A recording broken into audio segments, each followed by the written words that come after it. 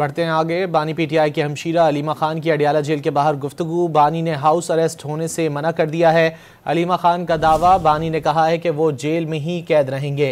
अलीमा खान की जानिब से कहा गया कि बानी ने कहा है कि तमाम कैदियों को रिहा किया जाए।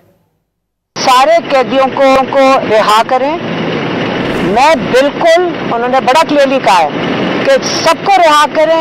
मुझे अगर जेल में रखना आप जेल में रख लें, लेकिन मैं हाउस अरेस्ट में नहीं जाऊंगा, क्योंकि उनको पता चल गया कि बहुत ज्यादा कैसराइयां हो रही है कि इमरान खान को बनी गाला शिफ्ट कर रहे हैं, इमरान खान को पता नहीं केपी शिफ्ट कर रहे हैं। वो कहते हैं मैं कहीं भी जाऊंगा नहीं, मैं हाउस अरेस्ट में नहीं जाऊंगा। सारे कैदियों को रिहा करें, मुझे कैद में रख लें, लेकिन हाउस अरेस्ट में मैं नहीं जाऊंगा। रिहा करेंगे तो अपने केसेस का सामना करके अपने आप को इनोसेंट साबित करके फिर वो बाहर निकलेंगे। वो इस तरह नहीं कैद से बाहर आएंगे कि हाउस अरेस्ट पे चले जाए।